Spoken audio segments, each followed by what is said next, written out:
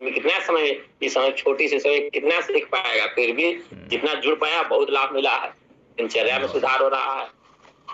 जैसे सर बहुत अच्छा आप बता रहे हैं, हम भक्ति मार्ग में जैसे लगते हैं, विपश्यना जो करते हैं, ध्यान को एकाग्र करने की कोशिश करते हैं, मगर ध्यान नहीं लगता है, भागता है। देखिए, भक्ति मार्ग में नहीं लगते हैं, ध्यान पे लगते हैं, ध्यान मार्ग पे लगते हैं। और ध्यान न लगाने की आपकी कितनी उम्र हो गई है? सर 38 पे लगा हुआ भी। 38। आपने 38 साल तक ध्यान न लगाने की प्रैक्टिस की है ना।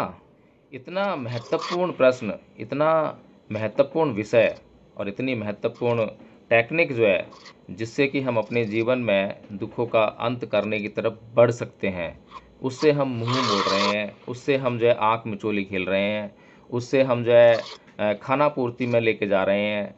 हम क्या कर रहे हैं? तो हमें भूल ही जाते हैं कि हमारे जीवन में जितने भी मानसिक और शारीरिक कष्ट हैं, वो सभी हमारे भीतर, हमारे मन के भीतर जो विकार हैं, उनके कारण हैं। इस बात की बात तुम कर रही हो कि अच्छा लगता है, आनंद आता है।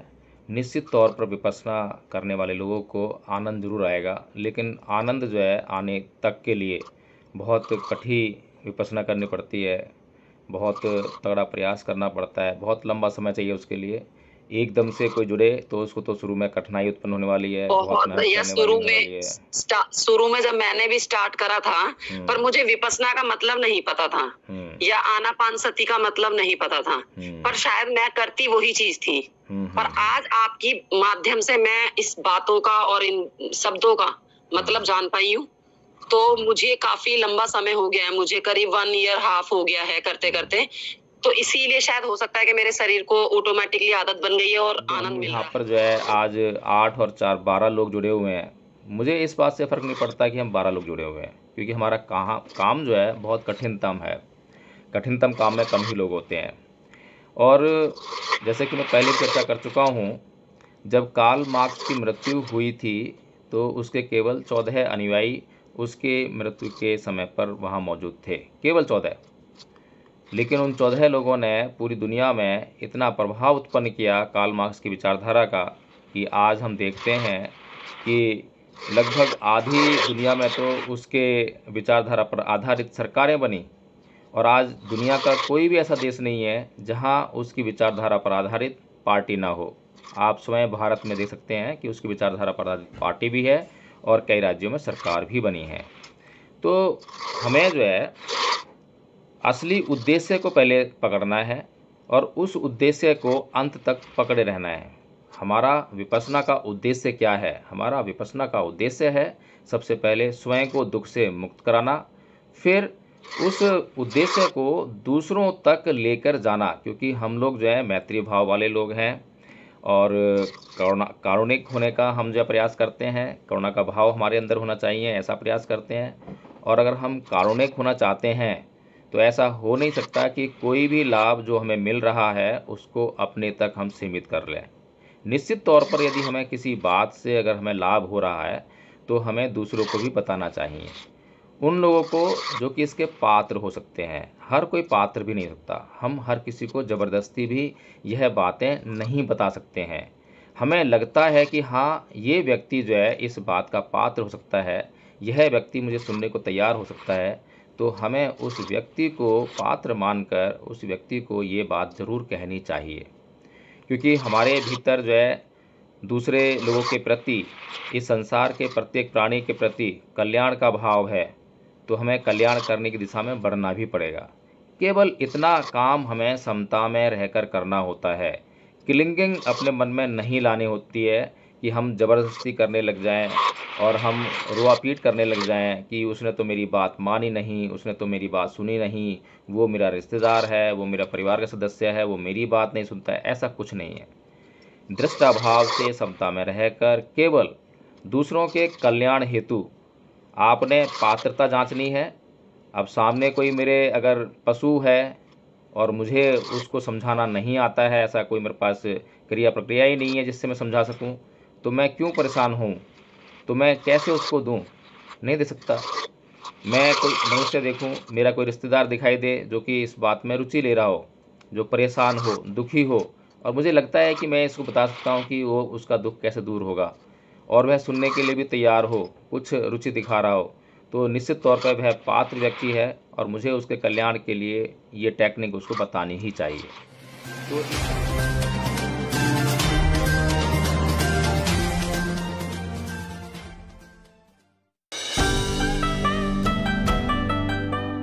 विपश्यना हमारे जीवन के लिए एक दवा है, तो इस दवा का असर बिना इस दवा को खाए, इस दवा को ग्रहण किए नहीं हो सकता है। आप सभी ने अभी अपने वीडियो ऑन कर लिए हैं, जिसकी कि अभी कोई आवश्यकता नहीं है, अभी आप वीडियो ऑफ कर सकते हैं। लेकिन जब विपश्यना शुरू हुई थी तब हमें अपने वीडियो ऑन करके कम से कम जो इस मीटिंग को मैनेज कर रहा है, लीड कर रहा है, उसको यह बताना चाहिए था कि हम विपश्यना कर पा रहे हैं या नहीं कर पा रहे हैं। केवल हम फॉर्मेलिटीज़ में अटकेंगे, दवाई लेने का बहाना करेंगे तो रोग दूर होने वाले नहीं हैं।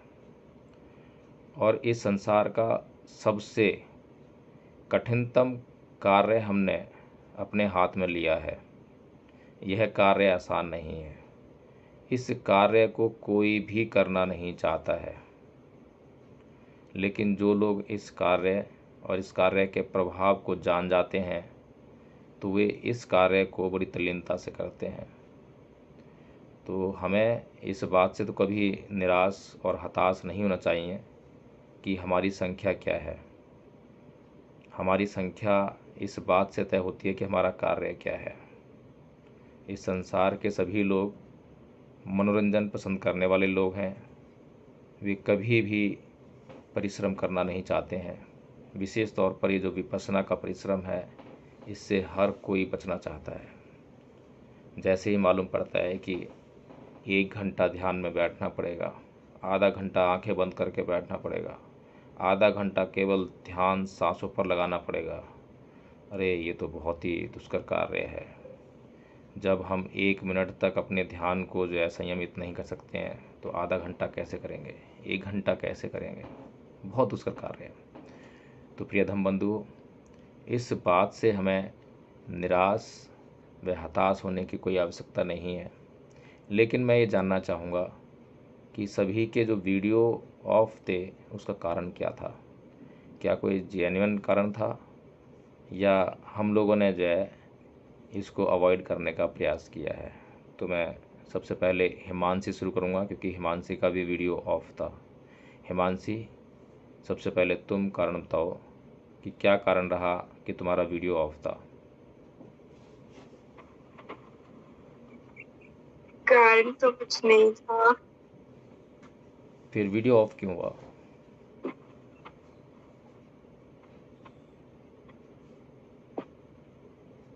और वो भी तब जबकि तुम लीड कर रही थी इसको, जो है विपश्यना तुम करा रही थी। तो स्वयं कुछ अनुभव हो रहा है, अगर स्वयं का ध्यान भटका तो तुरंत ही सबको भी ये ध्यान दिलाना चाहिए कि अगर आपका ध्यान भटक रहा है तो तुरंत अपना ध्यान जो है नासिका के द्वारों पर लेकर आएँ, पुनः सांसों को देखना स्टार्ट कर दें। जो स्वयं को अनुभव हो रहा है सबसे पहले तो हमें वो सबको बताना होता है, उसके बाद जो विशेष जानकारी है वो लोगों को देनी होती है विपश्यना के दौरान। तुम्हारा वीडियो ऑफ क्यों था बता सकते हो क्या? कुछ बीच में इमरजेंसी होती हैं, जैसे कि प्यास लग गई है, प्यास से रुका नहीं जा रहा है, या फिर वॉशरूम जाना है। कुछ एक ऐसी इमरजेंसियां होती हैं जो कि अवॉइड नहीं की जा सकती हैं, तब आप वीडियो ऑफ करके वह कार्य कर सकते हैं ताकि दूसरी डिस्टर्ब ना हो। जैसे डॉक्टर साहब के बारे में बताया कि डॉक्टर साहब जो हैं बाहर हैं और अगले 6 महीने तक का उनका बेटे का कोर्स है, वो एक समस्या है, समझ में आती है। हिमांशी, क्या तुम बता सकती हो कि तुमने वीडियो क्यों ऑफ किया था? चलो, नहीं बता पा रही हो, कोई बात नहीं, ज़्यादा जिद नहीं करेंगे, लेकिन ये तुम्हारे लिए जो है संकेत है कि किस तरह से अब आगे से इस मीटिंग को कैरी ऑन करना है। हमारे साथ में आशीष जी हैं, शायद नए साथी हैं, इसलिए मैं उनसे कुछ भी इस तरह की बात नहीं करना चाहूँगा। वे कृपया जुड़ने का ही प्रयास करें। देशराज जी, आपका भी वीडियो ऑफ था, बता सकते हैं कुछ? मेरा ऑफ नहीं था, मेरा तो ऑन था जी, बाद में थोड़ा सा ऑफ हो गया था, कोई बात नहीं, चल जाता है इतना तो। खैर, बहुत बहुत साधुवाद। जो साथी बता सकते हैं केवल वो बताएं, जो इनको समस्या महसूस हो रही हो, कठिनाई महसूस हो रही हो। कोई ज़्यादा ज़बरदस्ती नहीं है, नहीं भी बताएं, लेकिन संकेत में अगर अपने मन से अपने आप से पूछें, क्योंकि हम अपने बारे में सबसे ज़्यादा जानते हैं। और अगर हमें वास्तव में सही कार्य करना है तो हमें खुद के प्रति सचेत रहना है, खुद के प्रति जागरूक रहना है। दिनेश जी, क्या आप बता सकते हैं? जी सर। आपका वीडियो क्यों ऑफ था? सर आगे ऑन कर लूंगा सर।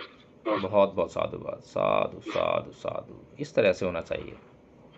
बंद कर दो, कल से कह दो कि ध्यान रखें। जी, कोई हमसे गलती हो गई है तो तुरंत जागरूक रहकर उसे स्वीकार करें। स्वीकार करने के बाद जो है आगे बढ़ें, आगे के लिए कमिट हो जाएं।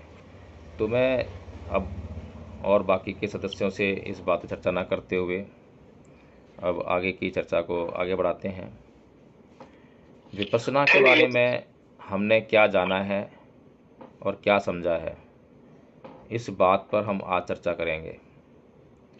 तो विपश्यना का सबसे मुख्य काम हमारे जीवन में क्या है, इस बात के बारे में आप सभी लोग चर्चा करेंगे, बताएंगे।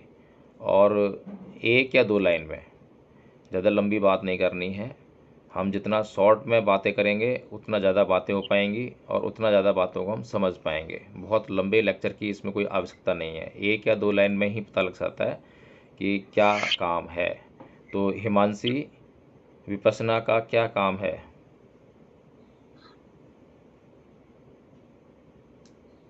विपश्यना का काम अगर मैं अपने हिसाब से बताऊं तो जब भी हम कोई भी काम करते हैं तो यदि हमारा ध्यान नहीं लगता है तो विपश्यना करने से हमारी जो कंसंट्रेशन है वो एक चीज पे बहुत अच्छे से हो जाती है। हमारा ध्यान ज्यादा इधर उधर नहीं भटकता है। कुमार जी, जी सर, बताएंगे? जैसे अपने मन को कंट्रोल नियंत्रित करना और अपने शरीर के जो अंग हैं उनको के बारे में देखना कि कहाँ क्या स्थिति है, उसे इनको देखना है। जी, बहुत बहुत साधुवाद, साधु साधु साधु। विनोद कुमार जी, जी बताएंगे? जय भीम। ये विपश्यना के माध्यम से सबसे बड़ा फायदा ये हमारे लिए होता है कि हम इंद्रियों को नियंत्रण करने का प्रयास करते हैं और ज्यादा हद तक सफल होते हैं। नियम संयम का भाव अब पैदा होता है, शरीर नियंत्रण है, मन शुद्ध होता है, बहुत फायदे होते हैं इससे अगर निश्चित रूप से लगा जाए नियंत्रण। जैसे आज हम खुद लेट हो गए, बहुत लेट में ज्वाइन किए, घर आने पर दिनचर्या थोड़ा प्रभावित हो गई है। साधु साधु साधु, बहुत अच्छे। गोपाल सिंह जी, जय भीम, नमो बुद्धाय सबको जी। जय भीम, नमो बुद्धाय। सर मेरे को ठंडी लग रही थी तो कोशिश करते हैं बैठने की, मगर उतना नहीं बैठ पाते हैं। जी जी।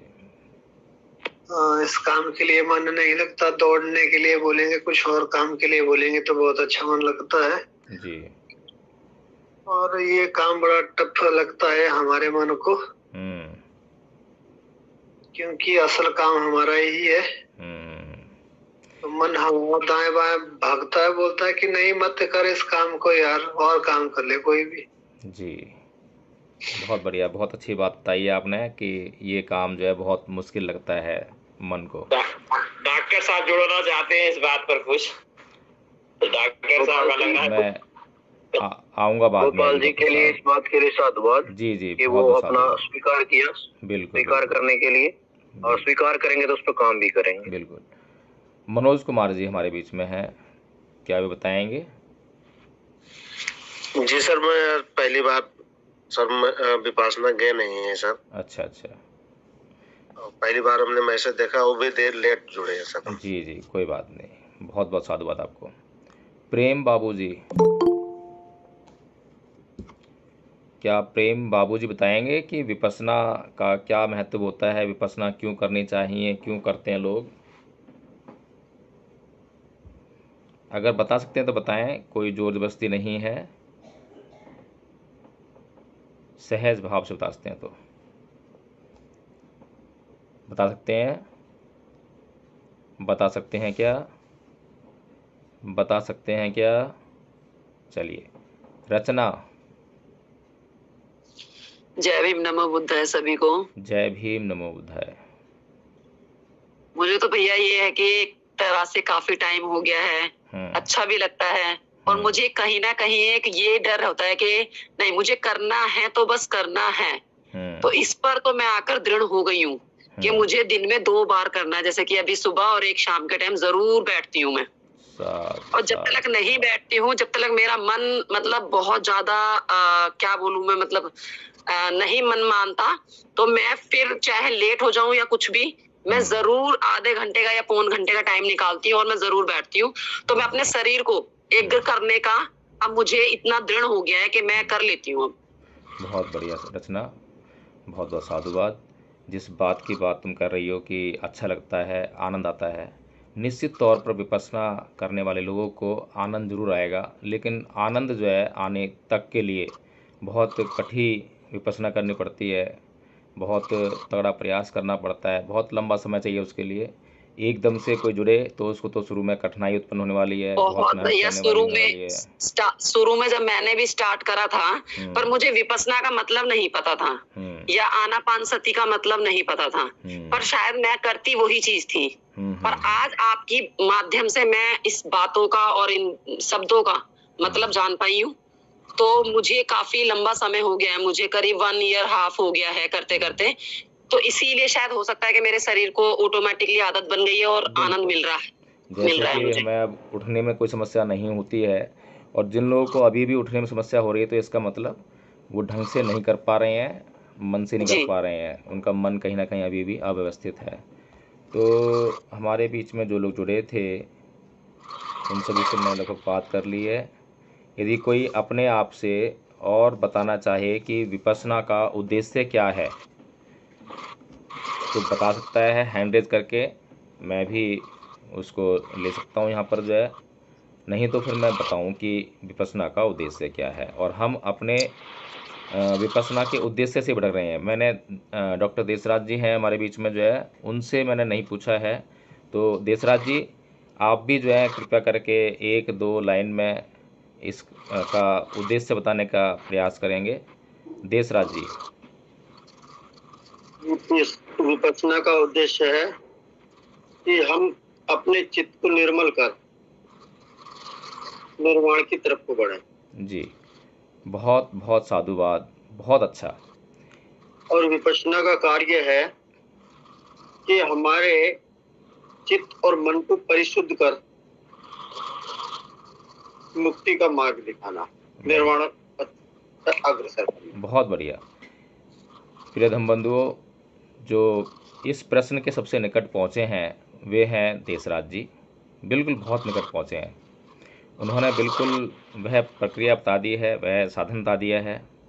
हमें शायद ध्यान नहीं है, हम लोग भूल गए हैं कि बुद्ध ने जब गृह त्याग किया तो उनके मन के भीतर प्रश्न क्या था। हम भूल गए हैं, इसीलिए हम जो है समझ नहीं पाए हैं, और इसीलिए हम विपश्यना से जुड़ नहीं पा रहे हैं। बुद्ध के मन के भीतर सबसे बड़ा प्रश्न था कि इस संसार में दुख ही दुख है। उन्होंने जो संसार की जो बहुत ही विचलित करने वाली स्थितियां देखी, जन्म में दुख देखा, व्याधि में दुख देखा, यानी रोग में दुख देखा, बुढ़ापे में दुख देखा, मृत्यु में दुख देखा, दुख ही दुख देखा। इस दुख से मुक्ति कैसे मिल सकती है, इस प्रश्न को लेकर जो है उन्होंने गृह त्याग किया। और अंत में जब उन्होंने इस प्रश्न का हल पाया तो जैसा देसराज ने बताया कि निर्वाण ही वो स्थिति है जिसमें सभी दुखों का अंत करके हम एक सुखद स्थिति में पहुंच सकते हैं। तो हमें भूल ही जाते हैं कि हमारे जीवन में जितने भी मानसिक और शारीरिक कष्ट हैं वो सभी हमारे भीतर, हमारे मन के भीतर जो विकार हैं उनके कारण हैं। तो हम अपने जीवन के सभी प्रकार के दुखों में अगर आज पड़े हुए हैं तो उसका कारण ये है कि हमारा मन जो है वो व्यवस्थित नहीं है, संयमित नहीं है, शुद्ध नहीं है। और मन शुद्ध नहीं है, परिशुद्ध नहीं है, चित्त में विकार हैं, तो नाना प्रकार के कष्ट हमें हर पल परेशान कर रहे हैं। कभी कोई विकार उठता है तो कभी कोई विकार उठता है, जिसके कारण कभी कोई कष्ट होता है तो कभी कोई कष्ट होता है। इतना महत्वपूर्ण प्रश्न, इतना महत्वपूर्ण विषय और इतनी महत्वपूर्ण टेक्निक जो है जिससे कि हम अपने जीवन में दुखों का अंत करने की तरफ बढ़ सकते हैं, उससे हम मुंह मोड़ रहे हैं, उससे हम जो है आँख मिचोली खेल रहे हैं, उससे हम जो है खाना पूर्ति में लेके जा रहे हैं। हम क्या कर रहे हैं हमें खुद समझ में नहीं आ रहा है। मैंने आज इस विषय पर इसीलिए चर्चा करना चाहा कि कहीं हम अपने आप से तो धोखा नहीं कर रहे हैं। हम यहाँ पर जो है आज 8 और 4 12 लोग जुड़े हुए हैं। मुझे इस बात से फ़र्क नहीं पड़ता कि हम 12 लोग जुड़े हुए हैं, क्योंकि हमारा काम जो है बहुत कठिनतम है। कठिनतम काम में कम ही लोग होते हैं। और जैसे कि मैं पहले चर्चा कर चुका हूँ, जब कार्ल मार्क्स की मृत्यु हुई थी तो उसके केवल 14 अनुयायी उसके मृत्यु के समय पर वहाँ मौजूद थे, केवल 14। लेकिन उन 14 लोगों ने पूरी दुनिया में इतना प्रभाव उत्पन्न किया कार्ल मार्क्स की विचारधारा का कि आज हम देखते हैं कि लगभग आधी दुनिया में तो उसके विचारधारा पर आधारित सरकारें बनी। और आज दुनिया का कोई भी ऐसा देश नहीं है जहां उसकी विचारधारा पर आधारित पार्टी ना हो। आप स्वयं भारत में देख सकते हैं कि उसकी विचारधारा पर आधारित पार्टी भी है और कई राज्यों में सरकार भी बनी है। तो हमें जो है असली उद्देश्य को पहले पकड़ना है और उस उद्देश्य को अंत तक पकड़े रहना है। हमारा विपश्यना का उद्देश्य क्या है? हमारा विपश्यना का उद्देश्य है सबसे पहले स्वयं को दुख से मुक्त कराना, फिर उस उद्देश्य को दूसरों तक लेकर जाना, क्योंकि हम लोग जो है मैत्री भाव वाले लोग हैं और कारुणिक होने का हम जो प्रयास करते हैं, करुणा का भाव हमारे अंदर होना चाहिए, ऐसा प्रयास करते हैं। और अगर हम कारुणिक होना चाहते हैं तो ऐसा हो नहीं सकता कि कोई भी लाभ जो हमें मिल रहा है उसको अपने तक हम सीमित कर लें। निश्चित तौर पर यदि हमें किसी बात से अगर हमें लाभ हो रहा है तो हमें दूसरों को भी बताना चाहिए, उन लोगों को जो कि इसके पात्र हो सकते हैं। हर कोई पात्र भी नहीं होता, हम हर किसी को ज़बरदस्ती भी यह बातें नहीं बता सकते हैं। हमें लगता है कि हाँ, ये व्यक्ति जो है इस बात का पात्र हो सकता है, यह व्यक्ति मुझे सुनने को तैयार हो सकता है, तो हमें उस व्यक्ति को पात्र मानकर उस व्यक्ति को ये बात ज़रूर कहनी चाहिए। क्योंकि हमारे भीतर जो है दूसरे लोगों के प्रति, इस संसार के प्रत्येक प्राणी के प्रति कल्याण का भाव है, तो हमें कल्याण करने की दिशा में बढ़ना भी पड़ेगा। केवल इतना काम हमें समता में रहकर करना होता है। किलिंगिंग अपने मन में नहीं लानी होती है कि हम ज़बरदस्ती करने लग जाएं और हम रोआपीट करने लग जाएं कि उसने तो मेरी बात मानी नहीं, उसने तो मेरी बात सुनी नहीं, वो मेरा रिश्तेदार है, वो मेरा परिवार का सदस्य है, वो मेरी बात नहीं सुनता है। ऐसा कुछ नहीं है। दृष्टाभाव से समता में रहकर केवल दूसरों के कल्याण हेतु आपने पात्रता जांचनी है। अब सामने कोई मेरे अगर पशु है और मुझे उसको समझाना नहीं आता है, ऐसा कोई मेरे पास क्रिया प्रक्रिया ही नहीं है जिससे मैं समझा सकूं, तो मैं क्यों परेशान हूं? तो मैं कैसे उसको दूं? नहीं दे सकता। मैं कोई मनुष्य देखूं, मेरा कोई रिश्तेदार दिखाई दे जो कि इस बात में रुचि ले रहा हो, जो परेशान हो, दुखी हो, और मुझे लगता है कि मैं इसको बता सकता हूं कि वो उसका दुख कैसे दूर होगा, और वह सुनने के लिए भी तैयार हो, कुछ रुचि दिखा रहा हो, तो निश्चित तौर पर वह पात्र व्यक्ति है और मुझे उसके कल्याण के लिए ये टेक्निक उसको बतानी ही चाहिए। तो इस तरह से जो है हम अपने इस उद्देश्य के लिए, ये उद्देश्य सबको समझ में आ गया होगा। अगर सबको समझ में आ गया है तो सबको ये समझ में आना चाहिए कि हमारे जीवन में जो नाना प्रकार के मानसिक और शारीरिक कष्ट हैं, उनकी एकमात्र दवा विपश्यना है। विपश्यना का उद्देश्य ध्यान लगाना नहीं है।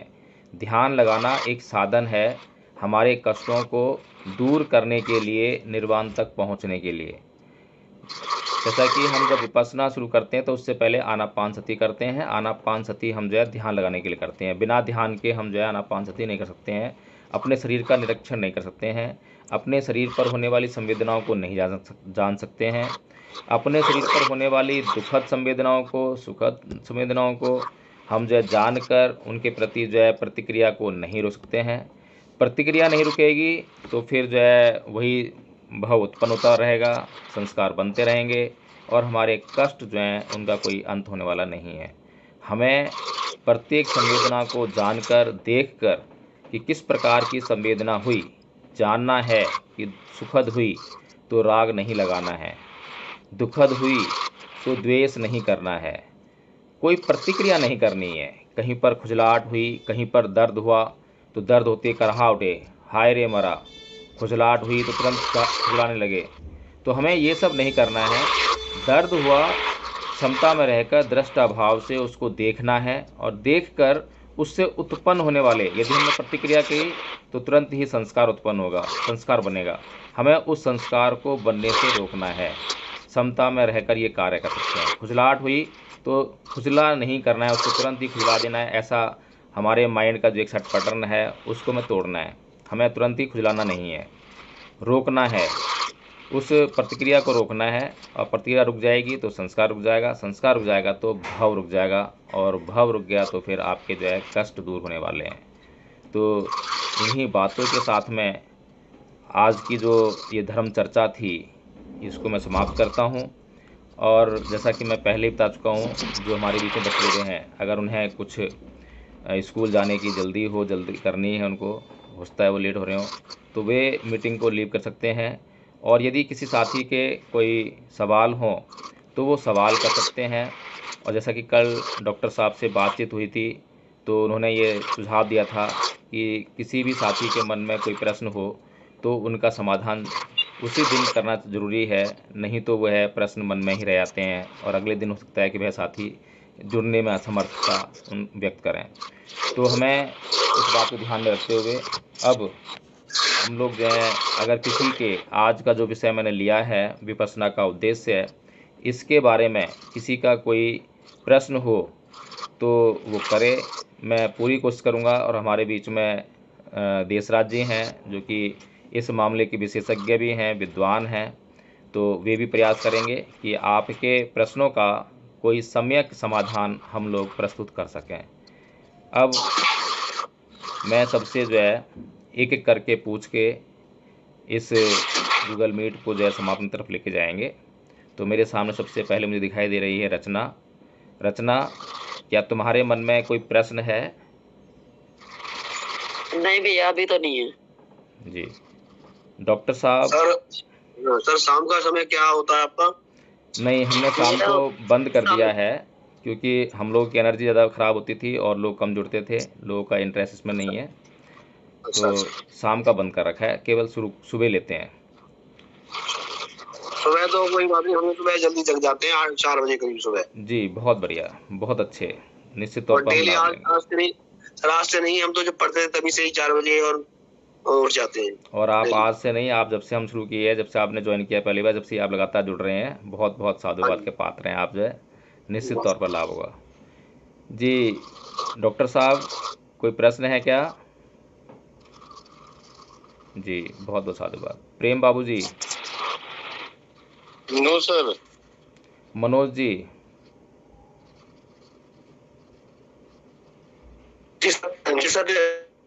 जी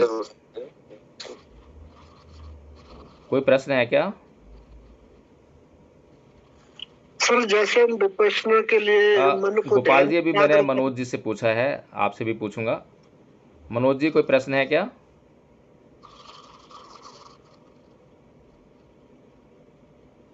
मनोज जी, कोई प्रश्न है क्या? जी गोपाल जी, अब बताएं, अब आप ही दिखाई दे रहे हैं मुझे। जैसे सर बहुत अच्छा आप बता रहे हैं, हम भक्ति मार्ग में जैसे लगते हैं, विपश्यना जो करते हैं, ध्यान को एकाग्र करने की कोशिश करते हैं, मगर ध्यान नहीं लगता है, भागता है। देखिए, भक्ति मार्ग में नहीं लगते हैं, ध्यान पे लगते हैं, ध्यान मार्ग पे लगते हैं। और ध्यान न लगाने की आपकी कितनी उम्र हो गई है? सर 38 पे लगा हुआ भी। 38? जी। तो आपने 38 साल तक किस बात की प्रैक्टिस की है? आपने 38 साल तक ध्यान न लगाने की प्रैक्टिस की है ना?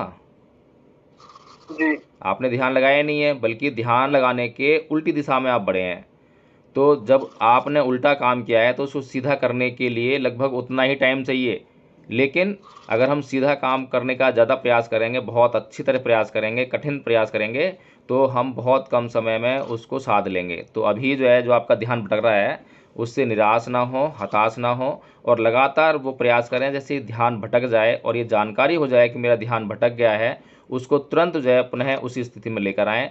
जैसे कि हम आनापानसति कर रहे हैं, तो नासिका के द्वारों पे हमें ध्यान लगाने के लिए हमें निर्देशित किया गया है। तो हम नासिका के द्वारों पर पुनः अपने ध्यान को लेकर आ जाएं। इतना काम करें अभी, ज़्यादा और बातें ना करें, ज़्यादा और ना सोचें, केवल यही काम करें। जैसे ही ध्यान भटक जाए वैसे ही उसको पुनः वहीं पर लेके आ जाएं। ठीक है गोपाल जी? नाक से क्या मतलब, मैं समझा। नाक के द्वारा क्या? हाँ, सांसों के जो क्या? मैं समझ। हम सांस नाक से लेते ना, जी। तो जो नाक के द्वार हैं, जहाँ से सांस जो है पहली बार शरीर के अंदर प्रवेश करती है, उस स्थान को हम जो है देखें जी सर। कि नाक के अंदर जो है सांस आ रहा है, फिर वहीं से सांस बाहर जाता है। तो उस स्थान को हमें बड़े गौर से देखना है कि कब सांस आ रहा है, कैसे आ रहा है, कौन सी नाक से आ रहा है, दाहिनी नाक से आ रहा है या बाइनी से आ रहा है ना? बस इतना सा हम देखें, इसी पे ध्यान लगाएं। और इस पे हम जब ध्यान पहले 1 मिनट का लगाएं, फिर 2 मिनट का लगाएं, धीरे धीरे उस ध्यान को बढ़ाते रहें। परेशान बिल्कुल ना हो, इसमें हताशा होने वाली बात नहीं है। बहुत पुरानी आदत है हमारी ध्यान लगाने की, तो ये टूटेगी, धीरे धीरे टूटेगी।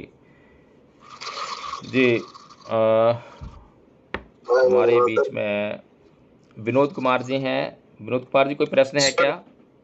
सर जी, कोई प्रश्न नहीं, कोई प्रश्न नहीं है। जुड़ना ही ठीक है किसी भी परिस्थिति में। जी, ठीक है। विपश्यना का लाभ तो मिल रहा है ना? हाँ, सही तो ठीक है, आराम मिल रहा है, ठीक सिस्टम में है आदमी। बहुत इसका बढ़िया। अभी जब से गूगल मीट चालू हुआ है, 10-20 दिन हुआ, उसी समय से जुड़ रहे हैं, उसी बारे में समझ रहे हैं, तो उसका लाभ मिल रहा है धीरे धीरे। भी भाई सीखने तो कड़ी, सीखना ही चल रहा है। आदमी कुछ भी जीवन पर सीखता रहता है। 2-4-10 दिन का जुड़ने में, इसमें कितना समय, इस समय छोटी से समय कितना सीख पाएगा? फिर भी जितना जुड़ पाया, बहुत लाभ मिला है, दिनचर्या में सुधार हो रहा है। बहुत अच्छे।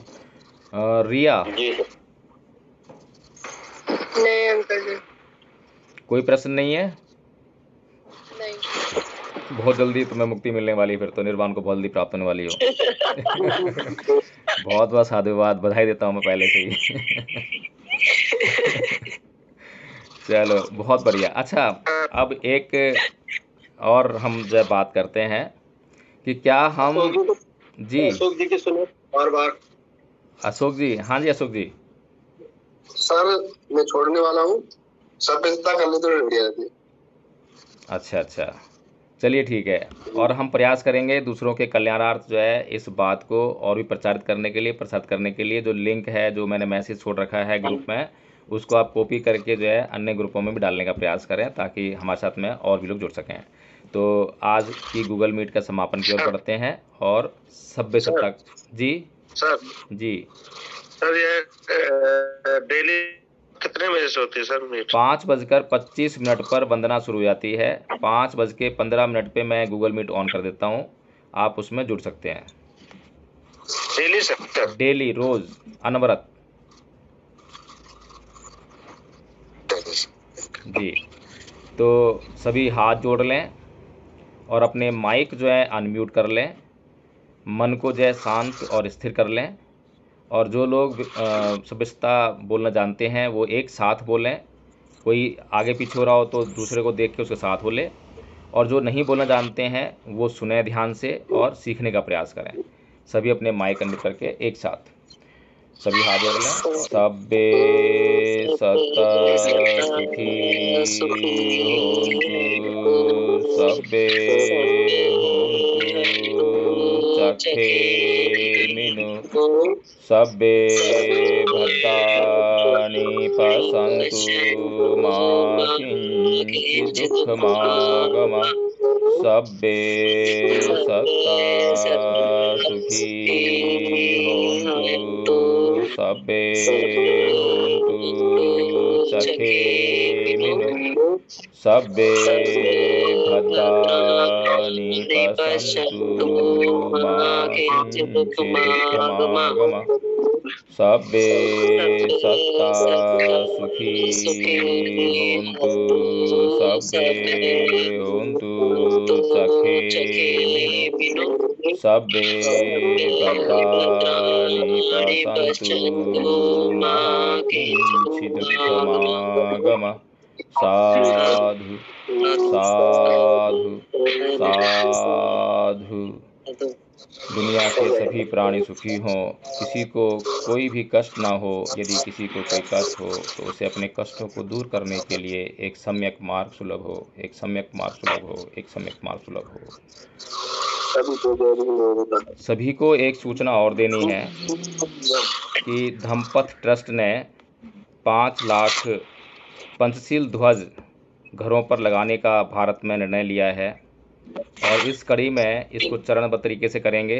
तो पहले चरण में 10,000 धम्म ध्वज लगाएंगे और इसकी शुरुआत जो है 3 जुलाई जो कि धम्मचक्र प्रवर्तन दिवस है, उस दिन जो है हम बुलंदशहर के एक गांव है हिसोटी, जो कि मेरी मातृभूमि है, जन्मभूमि है, वहां से इसको करेंगे। और 3 जुलाई के लिए आप सभी आमंत्रित हैं और आप सभी लोगों से मैं नम्र निवेदन करना चाहता हूं कि बहुत बड़ा कार्य है, उसके लिए बहुत बड़ा फंड चाहिए। तो आप लोग यथासंभव जो भी आपके अंदर क्षमता है, जो भी सामर्थ्य है, जो भी इच्छा है, वे ट्रस्ट के अकाउंट में जो है अपना सहयोग देते रहें। और इसके अलावा दूसरे लोगों को भी इसके लिए आप जो है इनवाइट कर सकते हैं, प्रेरित कर सकते हैं। सभी को जय भीम, नमो बुद्धाय। फिर कल मिलते हैं। जय भीम, नमो बुद्धाय।